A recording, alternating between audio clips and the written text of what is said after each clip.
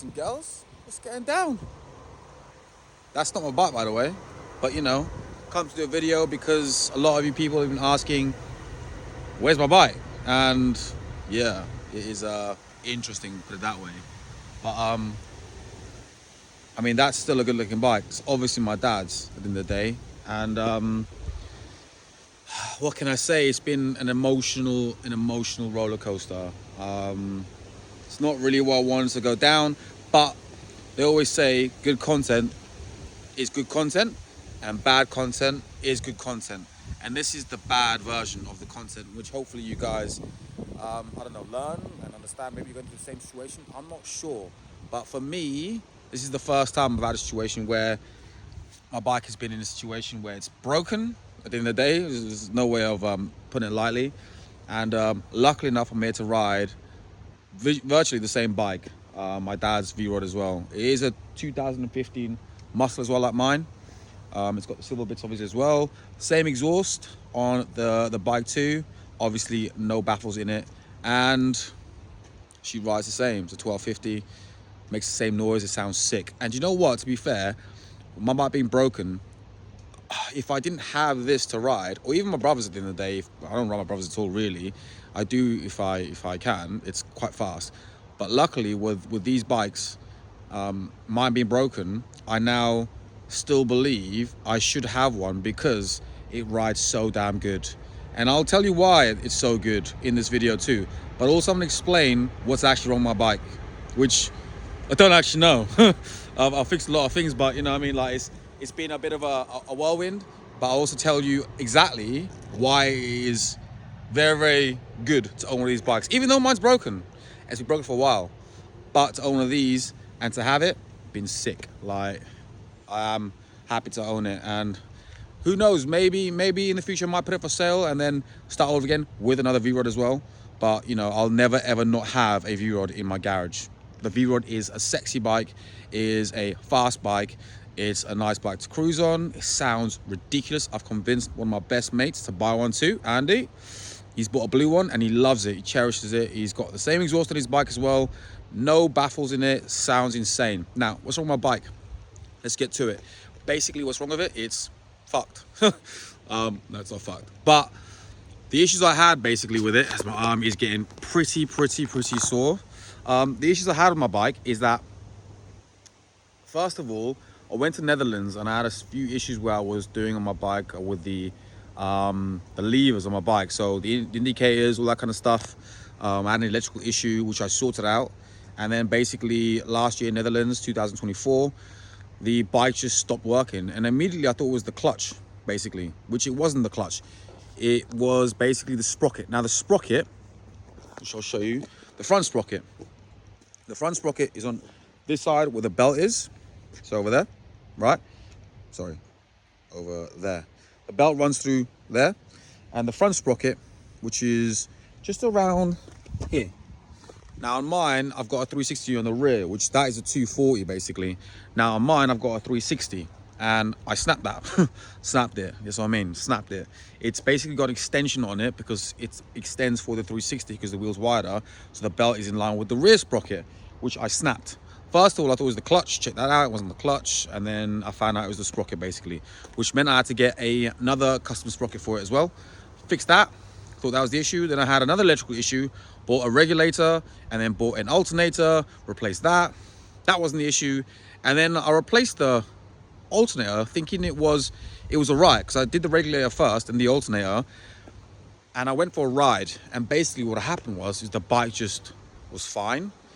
Rode to Andy's actually, and then after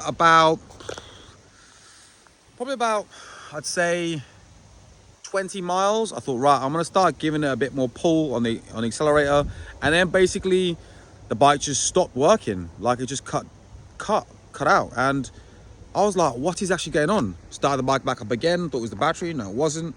And then it died again a mile later, and it kept dying, and eventually I had to push the bike home, which looks like this. And yeah, got home, thought it was the alternator, which is the stator. Replaced that, So I said I replaced the alternator, but it was the regulator. So I replaced the regulator, it wouldn't start, and then I thought, right, it's got to be the regulator, the alternator, because basically, I thought it had to be that. Took the alternator out, and yeah, it definitely wasn't that. I started to back up, didn't start, had the same issue. This is where it gets interesting.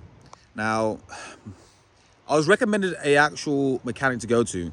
Now, I trust my boys. I trust them all. And I still trust them. At the end of the day, you can't fault them on them having good work with a mechanic, and then basically you having an issue after they've had a good experience with them.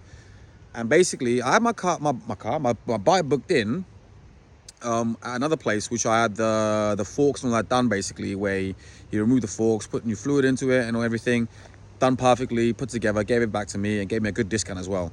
And basically what happened was, this other guy, I booked it in, was I think it was like the 17th of May, and I booked in with Tom on the 13th of June, and today is currently the 21st of June or 22nd of June, I think it is. And the guy before Tom basically had the bike for about 4 weeks or 3.5 weeks. All he did was what I did. Apparently checked the compression rate in the rear cylinder, but yeah, I don't really believe him. And basically just wasted my time, you know. Luckily, he thought to himself it's best not to charge a cent, which I'm happy about. And at the end of the day, it was a bad experience that I've learned from. And hopefully with Tom, he can find the issue out and we can solve the bike and be back on the road within hopefully the next 2-3 weeks.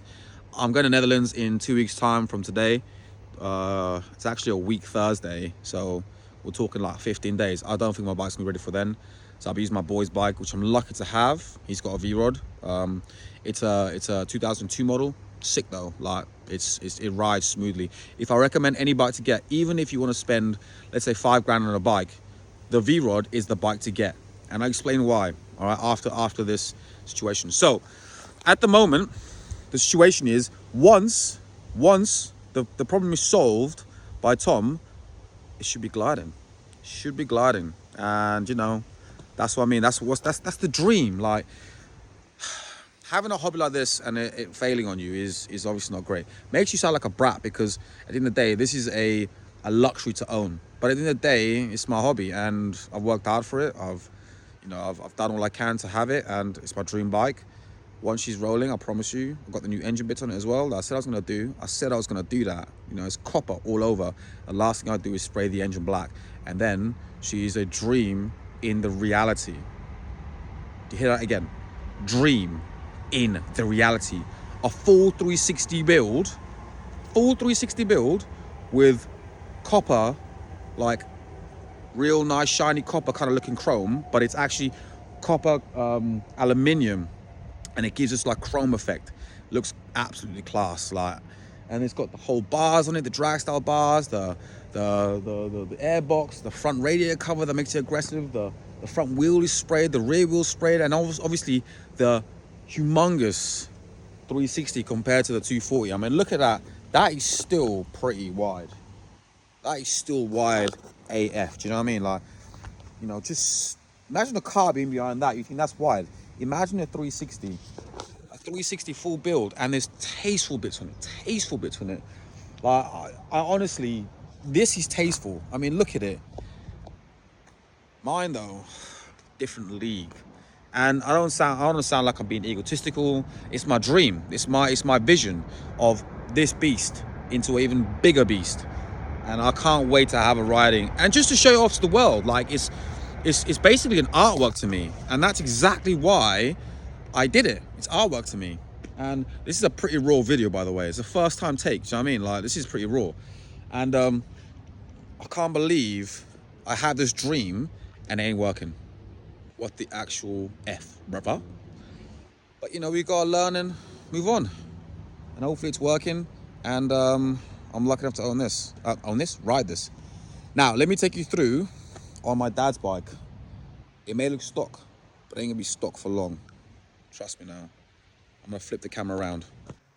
So there's a reason why I did all the color changes to my bike, for a very good reason. The 360 build, that was something I had done from a guy that I got it done for a decent price, basically. And what happened was he chopped the wheel up and welded it to make it wider and added spaces onto it, so it looks authentic, looks amazing. but I ended up paying half the price as you would do from a company that would give you a billet style wheel. Now, a billet style wheel is actually where they have a full block of metal, 360 mil wider, maybe wider than that. And then they machine it basically down to make it fit the bike. Now, a billet wheel has got some high grade metal on the actual wheels or anywhere with that regarding metal. That gives a better shine, stronger, but also it's more expensive. Now for mine, it was a lot cheaper, it's half price. That's why I had it done. The front is exactly the same with a slightly higher profile tire basically, and a thinner tire too, which still gives it that nice look, but also makes it handle a lot better as well. Now the reason why I did the color changes, only the color changes, is because of this reason. Look closely, looks cool. And then look closely, look at the aluminium right there. Now, my dad did this all by himself a while ago by polishing it about 2 years ago. You're going to have, I mean, look at the rear wheel as well.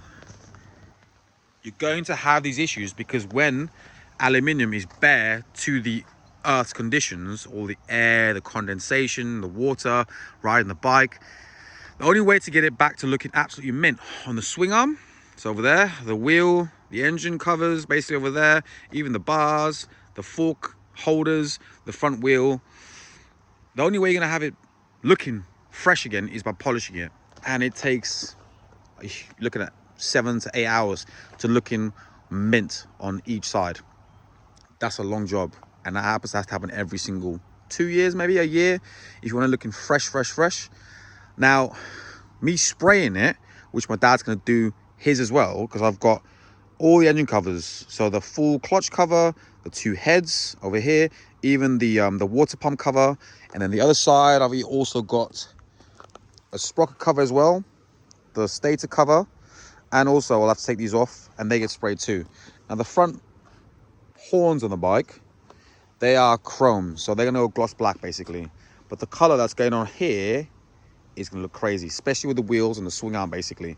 Now the reason why you do so is that when you have them powder coated over aluminium basically, it keeps the shine on the bike. And then also the actual candy you spray onto the aluminium, what happens is you polish it first and then you powder coat it afterwards.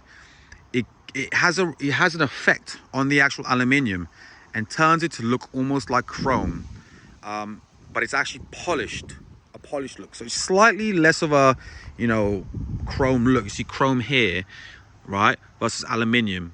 Okay, now it does go almost as shiny as chrome. However, chrome, when it starts to degrade, it's very difficult to get chrome back to normal, very difficult. However, doing the actual powder coating of candy on the aluminium bits gives it this nice deep shine on the bike, and it's not even expensive. It's not expensive at all. We're looking at, for the wheel, so the wheel, the rear swing arm, all the bits I mentioned on the engine, the front wheel, the fork holders, the bars, all of that probably got done for about 700 bills, which ain't that bad. Now, Dad's doing that on a special color. Dad's bike is actually very special because it's got the exhaust on it, and also it's got this incredible paint job on it, which is done by a lady as well. That's all painted. That ain't some stick or whatever. That's painted. Like, it is. There's no lip to it at all. It's painted on top and on the sides here with this red color too, and the front of the actual the fender cover, the radiator covers as well, and the rear fender too. That's all custom. So what he's gonna do is engine covers first, and then he'll do the swing arm in black, which will gloss black, the wheel with gloss black inserts where the black is, if you can see that, gloss black with a special color, and on the front too. And then I'm convincing him to do the same color as the wheels on the actual fork holders and the top one and the bars too, and even the levers as well. It's gonna look epic, absolutely epic. He's not gonna go with a 360 build, well, at least I don't think so anyway, but once that is done, it's gonna completely transform this beauty into something crazy, and it just sounds amazing, looks cool. It's perfect. And he's got a cool plate that's going to go on the rear of it too, which I think my dad, my brother and I are going to have to buy too. He's basically got VRO5, so VRO5, which he says V-Rod, Dad. So my brother and I have to get VRO5 Sun or VRO6 Sun. Imagine the three of us together, VR05 dad at the front, VR05, VR06 son at the rear. That's an epic ride together, do you know what I mean? That's an epic road trip. People be thinking, damn man, they got the same bike, plate says it all, family riding together. Pretty cool, isn't it? So that's the story of my dad's bike. Oh, and I forgot to even mention even these clocks as well. The clocks he's had done. Look at this. Oh, banging, isn't it? Look at that. At night they glow very, very loudly. It's pretty cool. I'll show you one more time. Watch the eyes. Boom. Haha. Looks sick. Looks sick. Now I'm gonna flip the camera back around onto me. So I forgot to say why it's so good to ride this bike. Actually, that's how raw this video is. Now, on the V-Rod, right, I owned an R1, sexy, fast machine. I sold it because I'm gonna lose my license at the end of the day. There's only one way to ride that bike, and that's fast. I'm not gonna put it any lightly than that. It's just you ride that bike fast. It sounds sick. It moves fast. It was nimble. It was sick. Like I hit some serious speeds in that bike, and the time difference in riding that bike getting to places is nuts. And it draws you out to be that person on the bike, because that's what the bike's there for. It's a super bike at the end of the day. Do you know what I mean? It's a sports bike. So I sold it, and luckily I sold it so I could buy a new car as well, because my car went bang. Now, the reason why a V-Rod is that good to own sounds ridiculous. Just listen to this. Listen to this on the start. Obviously, it ain't in neutral. I always leave it in gear. That way the bike don't move on the small stand. Just listen to this.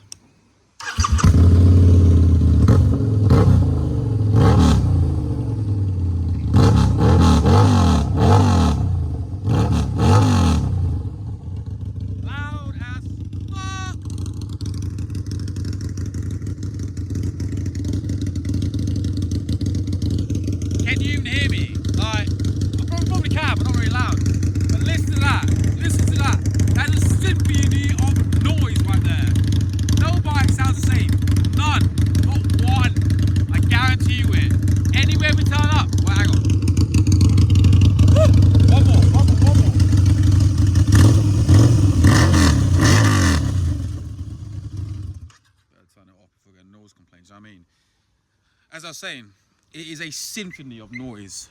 Only with that exhaust though. That just, the B&H 2-into-1 competition. What a noise, what a noise, what a noise. Now, basically, that is the biggest thing why you own one, is the noise that comes out of it.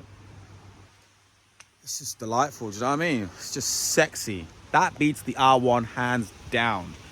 Obviously, sports bikes are slightly different as the way they sound. However, the V-Rod, you turn up on the V-Rod to a bike meet. Oh, do you know what? Not even to a bike meet. Anywhere you're riding the V-Rod, this thing just turns heads. It just turns heads. I mean, look at it, and it sounds like absolute chaos. As Andy says, it sounds like the world is at ends. The world is ending, sorry. That's the first reason why you end up buying a V-Rod. Now, I rode in Ireland a stock one from my boy. It's fast, but it's quiet. Oh my gosh. He even said to me when we met in London at the Bikers Cafe bike shed, where I got that video of that girl riding her bike. He said to me on the way back, he's like, bro, I've never, ever, ever been so ignored in my life. What a quiet bike. That's how quiet it is when it's stock. It's so quiet. But I mean, you're gonna have that in the day with any kind of bike, you know, even the R1, if you don't have exhaust on it, it's gonna sound so quiet. But in the day, the V-Rod right here, with that exhaust, nothing sounds any better. Nothing. You ain't gonna even talk to me about actually something sounds better out there. Trust me, if you come next to one with that exhaust on it, I guarantee you're gonna be like, deep down, you think my bike sounds better. But deep down, you're gonna be thinking, yeah, that sounds nuts. And then on the Overrun as well, with the pops and bangs, trust me, all day long. It's winning sunshine. You ain't coming near me all day long. It just sounds stupid. It sounds stupid, I'm not even joking. And it turns heads everywhere. Some people don't like any loud bike. That's just being stupid, because they just don't like anything decent in their life. They're just, you know, boring people, or Karens, do you know what I mean? Let me take that back, not Karens, but at the end of the day, some people don't like loud bikes. But that's the first thing why you should own a V-Rod. The next thing why I should know V-Rod is looks sexy. I mean, it looks sexy. And there's plenty of custom bits you can buy for this bike. No one really knows this bike either. When they see it, they're like, what bike is that? And I'm like, it's a Harley. They're like, I've never seen that kind of Harley in my life. That's because this bike is discontinued. And it's discontinued for a reason. The biggest reason is because it was never sold very highly like any other Harley. Do you know why? Because the bike's water cooled. And it leads on to the third reason why you should buy a V-Rod.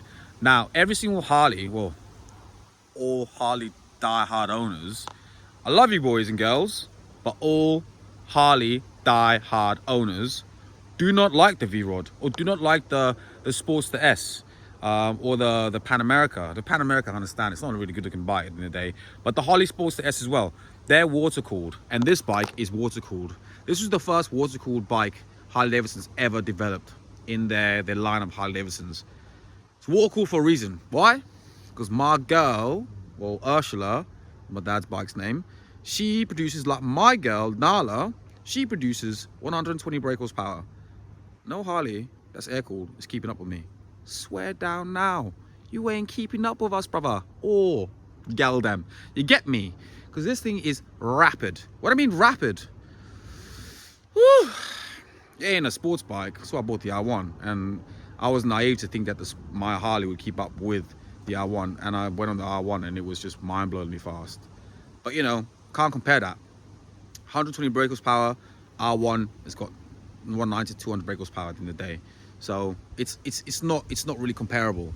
But for a cruiser, there's no other cruiser that's going to keep up with this thing. And I'm talking about all you Diavos as well, and all you, what's the other one called? The Triumph Rocket as well. That might be faster though. But it's a 2.4, it's faster, but who gives a damn, do you know what I mean? At the end of the day, this is sexier, it's a lot sexier. I wish I had my bike right now to show how sexy it could be, but one day this bike will be just as sexy as mine at the end of the day. So yeah, the third thing is, the reason why I should get one is because it's water cooled and also it's fast. That's what makes it fast. The engine was developed by Porsche. That's why a lot of these Harleys have Porsche logos on them, and I don't, it's relevant, do you know what I mean? It's a Porsche developed engine in the Harley. That's the third thing. The fourth thing is, I don't even know what the fourth thing is. However, the fourth thing I'm gonna go for is the fact it's easily customized. The rear, it's got a side plate on it. This bike is quite highly customized. You got obviously the foot pegs and all that kind of stuff you can replace. You add extra bars on the sides. The handlebar mirrors, which are over here, they're pretty sick. You can do as well. Now you can do it to a load of bikes anyway as well. But how cool does that look at the end of the day? Customizing the bike, there's endless amount of things, and also it makes the bike look super tasteful. That's the fourth thing. The fifth thing, biggest thing to own a V-Rod, which I stand by it in the future. Because this bike's discontinued, it is very difficult to get the parts, OEM stock parts for certain things on the bike. Because it's discontinued, this bike, you're lucky enough to get a decent one, cheap one, which has got nothing on it, high mileage, not been looked after that well, for about 5 Gs. That's a lot of money for a bike, but it's a lot of bike for 5 Gs. It's fast, it's comfortable, looks sexy, can look even sexier, sounds sexy, and she can be super reliable. So he says when he has a broken one. But at the end of the day, owning one it's like owning, and it might sound stupid, but it is like owning a supercar, this bike. Yeah, you have your super bikes that go 200 miles an hour, wah. At the end of the day, this bike is like riding your old school kind of Ferrari F40, not as fast, or even your, what's the other Ferrari? Testarossa as well. Sounds that nuts with a V12 in it. However, it glides. And it's cheap to run as well on fuel. It's got a 5-gallon tank on it. It's perfect. However, 5 Gs for a decent old raggedy one. My one probably sell for about, someone said to me, how much you want for it? 50 Gs, please, buddy. I ain't even saying nothing about it. 50 Gs. It's 50 Gs on my bike. What kind of bike you buying for 50 Gs? That bike alone, probably worth about 15, 20. It's got custom paint on it. The exhaust system alone on it, that was 800 bills. Just the exhaust, right? And then all the little bits in it as well. Like, it's a lot of work done to it. But actually, it's not. For a stock one, like a Muscle or a Night Rod Special, you're looking at about, luckily, if you find one for 8 grand, 8.5 G's, you are got a bargain. But really, they go about 10 to 12 G's for one with an exhaust pipe on it, a side plate on it, with a little backrest, stock bars, all that kind of stuff. You're looking at about 10 to 12 G's, really. That's still a lot of money for a bike. And what's going to happen with these bikes? They are only going to go up in value. Only going to go up in value. They're discontinued. People don't know what these are. I know one that's been sold for 100 G's. Let me put it again. 100,000 pounds for a motorcycle.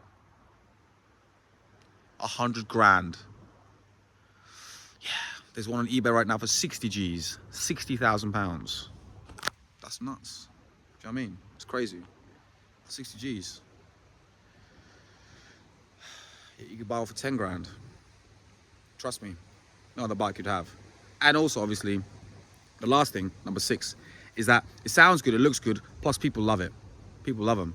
When we go on our V-Rod meets, and we're gonna go one in Netherlands, which is in 14 days, no, 12 days, 11 days. There's 200 of us. When we're in the UK, in PD, at the end of July, there's gonna be 60 of us. It's our first big ride, which we're gonna have the Netherlands boys, all the European boys, the French, all. It's brought us all together. Like, we have these rides that everyone's invited to. We haven't gone to the French ones yet, but we're gonna go do so. And think about that. We go to all the UK ones, the Netherlands, the French, all of us join together. Trust me, you're not gonna have a more exclusive group than these boys and girls. And there are girls that own these bikes too. That's the reason why you should own a V-Rod. Enjoy that. So I want to ask you guys, what kind of content do you want me to give you? I know what kind of content I should be doing, because the last video got me a hell of a lot of likes. So a lot of views too. I think I'm gonna have to do it. What are we saying about content about women thinking, are we attractive owning motorcycles? And what motorcycles are they attracted to too? Are they attracted to guys riding V-Rods, Harleys, sports bikes, and, you know, do a bit of a questionnaire to all the females out there and see what it is. I think I'm gonna get a lot of hate for this from my missus though, but you know, it's all good. I'm gonna talk her through it and say, look, this is what the people want to see at the end of the day. But if you have any other content you want me to share, content about some motorcycle gear that I wear, I've currently got on some motorcycle gear right now. It's actually padded as well. Looks like nothing, but that's not padded. The front, the arms are padded, the shoulders are padded. I've got a back pad on the back as well, and it feels light. So let me know what kind of content you want, guys, and I'll get them through. Maybe some reviews as well. I don't know. I'm just giving you the ideas. I'm gonna make more content this year, which is the main objective. But you know, until that, please subscribe, follow the channel, follow my TikTok, follow my Instagram, and I hope you enjoyed the video. I hope you understand what my bike is, and I hope if you have the same kind of issue too, that you get it solved very, very quickly as well. It's never good ending up not having your bike to ride. Peace. Take care, guys.